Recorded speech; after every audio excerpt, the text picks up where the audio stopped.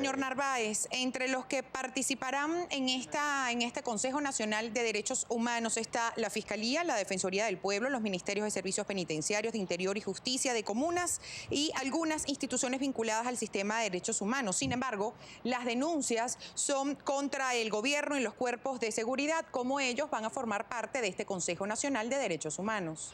Sí, sin duda alguna que el Consejo Nacional de Derechos Humanos es un despido indirecto hacia la Defensoría del Pueblo, porque si esta instancia se creó a raíz de la voluntad importante de los constituyentistas, que hicieron un esfuerzo para rubricar allí, graficar, tomar en cuenta lo que tiene que ver con una figura importante que fue ejemplo en Centroamérica como la Defensoría del Pueblo.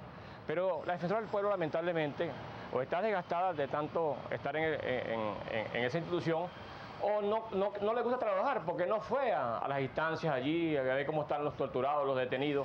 Entonces, por otra parte, no es posible que este Consejo Nacional de Derechos Humanos sea un apéndice del gobierno, porque no tiene autonomía e independencia.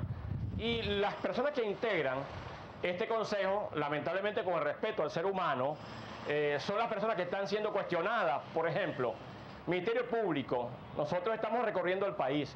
He estado en 8 estados de Venezuela, haciendo conversatorios, oyendo el testimonio de las víctimas y familiares, dónde fueron detenidos, quién los aprendió, dónde fueron maltratados, tratos crueles y humanos, y tengo pruebas de esa materia donde el Ministerio Público, lamentablemente, en vez de ser el garante de la legalidad, del debido proceso, el guardián de los juicios justos, la atención a la víctima, prácticamente se coloca, ¿verdad?, como el verdugo de la audiencia de presentación. ¿Qué dicen sus pruebas, señor Narváez? Usted dice que tiene pruebas que reflejan esta actitud de la Defensoría. ¿Cuáles son sus pruebas? Las pruebas son testigos referenciales, pruebas documentales y, por supuesto, los abogados que han asistido a las víctimas en la audiencia de presentación, cuando dan el testimonio, la víctima que está allá frente al fiscal y frente al juez de control, a veces no se refleja en el acta lo que dice el testimonio. Por ejemplo, el muchacho Carrasco de allá de Valencia, que mucha gente lo ha descalificado, mucha gente le ha planteado a nivel del gobierno que es mentira. Él dio testimonios allí y en el acta no se reflejó completamente allí.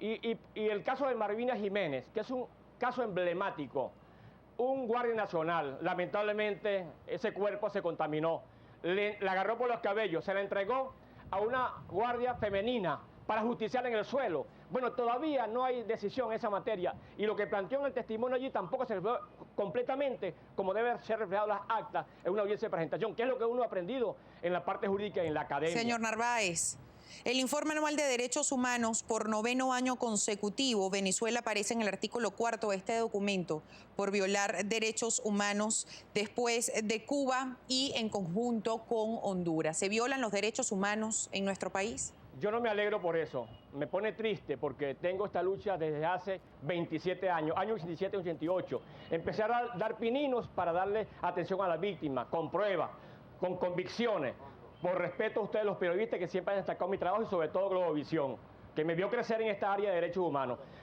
Se violan los derechos humanos en Venezuela y lamentablemente el mundo ya los conoce, pero si estuviésemos aquí, por ejemplo, los poderes autónomos independientes, que no sean apéndices, porque aquí le hizo mucho daño la expresidenta del TCJ, Luis Estela Morales, quien planteó, y es público notorio y comunicacional, está grabado, de que aquí no podía existir separación de poderes, que tenía que existir un solo poder. Entonces empezó allí lo que es la luz verde para violentar los derechos humanos. Por ejemplo, detenciones arbitrarias en Venezuela. Detenciones como el caso del desalojo masivo que se hizo en el campamento del área metropolitana. Y allí me quiero detener, señor Narváez, porque el mayor general Miguel Rodríguez Torres dijo que se respetaron los derechos humanos de estos estudiantes cuando se realizó el desalojo a las 3 de la mañana con 900 funcionarios para detener a 250 estudiantes. El mayor general Miguel Rodríguez Torres dijo que se respetaron los derechos humanos. ¿Se respetaron los derechos humanos en esa acción? El ministro Torres pasó por encima del Poder Judicial, que me da dolor y vergüenza porque también son abogados. El Poder Judicial está subordinado al Poder Militar. No es posible que Rodríguez Torres nunca mostró una orden de aprehensión, porque fue una detención, una privativa y legítima libertad, y lo establece las normas constitucionales. Hay que estudiar, hay que revisar esto. El Código Orgánico Procesal Penal, ¿verdad?, establece que tiene que estar presente un fiscal del Ministerio Público, y la fiscal superior de la área metropolitana reconoce que no participó en esas detenciones arbitrarias. ¿Qué significa eso? Que actuó al margen de la ley. En otro estado de derecho, el ministro estuviese investigado porque pasó por encima. En segundo lugar, no puedes detener a una persona, a un individuo, porque lo establece la Carta Magna, los códigos, las normas que hay que respetar cuando está dormido. Y hay un informe que establece, que refleja que estos muchachos estaban dormidos allí, llegaron con una operación comando, 700 guardias nacionales junto con la policía bolivariana, se los llevaron. ¿Dónde está la orden, ministro? ¿Dónde está la orden de detención? Señor Narváez, no había orden, no había una fiscal para observar lo que estaba ocurriendo. Sin embargo, lo que mostró el mayor general Miguel Rodríguez Torres en este desalojo, entre droga, también había otros artefactos. Eso no puede justificar esta acción. Ese es el argumento del gobierno nacional. El gobierno nacional se coloca la margen de la ley. Ministro, para que vaya a la academia, a la UCB lo invito, para que agarre clases en la academia jurídica, para que no torpede el derecho. El derecho es recto y por supuesto hay que asumirlo. Aquí el Código Orgánico Procesal Penal, y ahí está la ausencia del Ministerio Público, establece que cualquier visita domiciliaria, cualquier desalojo, en flagrancia, ¿verdad?